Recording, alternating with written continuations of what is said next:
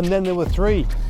Following on from the Swiss and Kiwi launches, the Italians showed their hand as Luna Rossa Prada Pirelli unveiled their new AC75. As the champagne bottle broke across the bow, the curtains fell away to reveal another stunning-looking Silver Dream machine. A return to the style that they'd last used for their 72-foot AC Cat in San Francisco. As you would expect from the style-conscious team, the boat is striking. And if her previous sister ships are anything to go by, she'll be a talking point right through the Cup for her looks alone. But what can we see in this design? The first thing to note is that the silver hull finish makes it much harder to pick out specific details. But overall, it's clear to see that she has a very rounded design and is less aggressive in her top sides than Alinghi. Having said that, her shear line doesn't prescribe the same smooth aerodynamic arc that you see on the Kiwi boat. Instead, the structure is faired around her 4 crude pod stations. But she also looks much fuller and beamier in her aft sections. As with the Kiwi boat, her skeg looks narrow and she has a very fine entry forwards. Interestingly, this skeg profile rises significantly in the last 25% of the boat as it heads towards the transom. This also gives the impression of a hull that's fuller in her aft third, but this is more likely to be an illusion created by the rise of the skeg. Where the Italian boat does seem to differ from the Kiwis is in her aft sections. It's believed that one of the areas that design teams have focused on this time around is in making sure that their AC75s can get onto their foils quickly in light breezes. One way of achieving this is to minimise the wetted surface area to keep drag down to a minimum. The Kiwi boat has sections that draw in towards the stern, presumably to keep the hull form narrow. And while both boats have flat runs, Luna Rossa seems to carry her beam further aft. On deck, the design is super clean and looks very much like the Kiwi boat.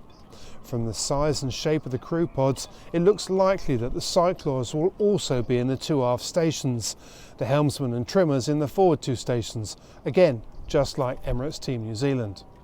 Luna Rossa also launched their boat with foils and rig from the last Cup, so there's more to come here.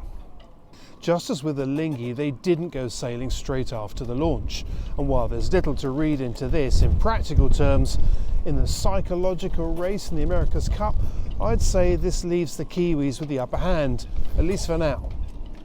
Today is a big day for us. It's the launch of our first and only boat for this America's Cup. We hope, tomorrow we have the first day off in a while, so it's a big day for us. And early next week we go for a towing test, so no mast, and try to see how it's working the bottom side of the boat, so all the windage appendage. And by the end of the week, let's say next weekend, we'll be on the water with the sail ups and hopefully enjoy the weather and the wind. It's also worth noting that Luna Rossa were one of 3 teams that didn't use an older AC75 to train on in the build-up to this Cup.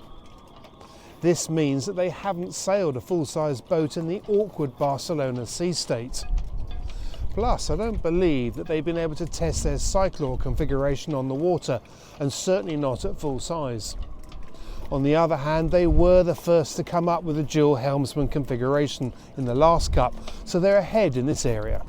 This boat is a new generation, it's the second generation of this rule, so it's quite different compared to 2021, to the 36 America's Cup.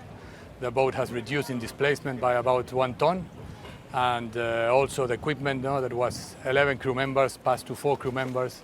Also in terms of power, it was hand power, now it's allowed to be bicycles on board. So the system has changed quite a bit since last Cup. And also the venue is quite different from New Zealand. New Zealand was quite a flat water. We are going to Barcelona, that is a venue with quite a sea state.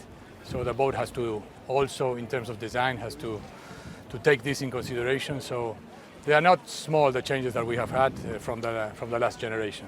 But overall, with 3 AC75s now revealed, the early indications are that this generation of designs will be closer in as much as we can tell from their external appearances.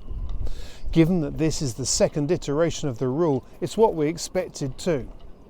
But there are still 3 more designs to be launched, and most importantly, with these highly complex machines with systems we can't see and subtleties of foil design that are hard to evaluate from outside, what we can't see could easily make the difference on the race course.